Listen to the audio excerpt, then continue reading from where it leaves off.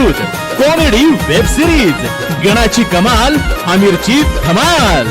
हे गणाची कमाल आमिरची धमाल, गणाची कमाल आमिरची धमाल।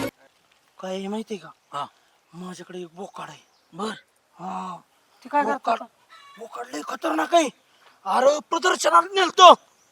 बर त्याला प्रदर्शनात मी पहिला नंबर आलाय त्या बोकाडाचा। हा हो, प्रदर्शनात मग काय? काय केलं बोकडानं असं? अरे बोकाडात दिसायला दिकून पण तितकं आहे त्याला, आणि दिसाय बी तराट आहे। असं बघितलं तरी माणसाच्या मनातच भरतं। काय राहणार ना देखून पण आहे, मी यांचं बोकड बघितलंय वांगणासारखं काळं जार आहे। अरे मग बोकाड काय गोरे असते बाई? काय यार काय बोलतो तो? बोकाड काळच असतं, ते काय पांढरा कलर असतो, काळा असतो, कसा बी असतो ते, पण बोकडा नजरच बसायसारखं बोकाड आहे। काय त्याचं काय करायचंय? त्याला गिरायक बघा, तुम्हाला 2-2 हजार रुपये देतो। बरोबर ही बाहून म्हणतात कसं करायचं? ते एवढं कमी तर परवडत नाही, पण तुमची काय इच्छा आहे किती कमी करू? काय थोडंफार कमी केलं पाहिजे ना।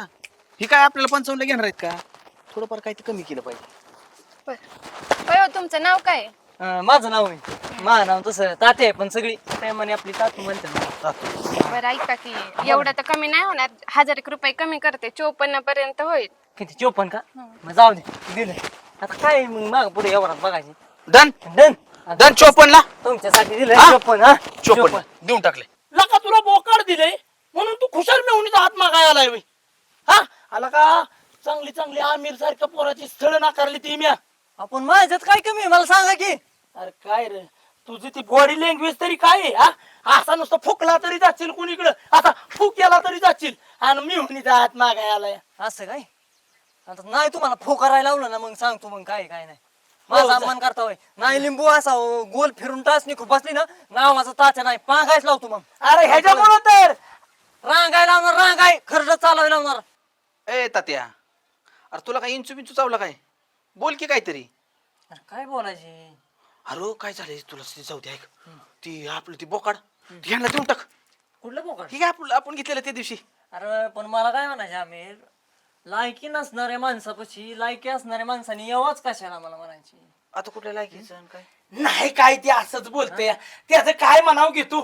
अरे तात्या, मी काय म्हणतो ऐक की, पहिलं जे व्यवहार झालता का नाही, त्या माणसाने अरे लय म्हणजे भांडण पारशी विगाळ केली मला।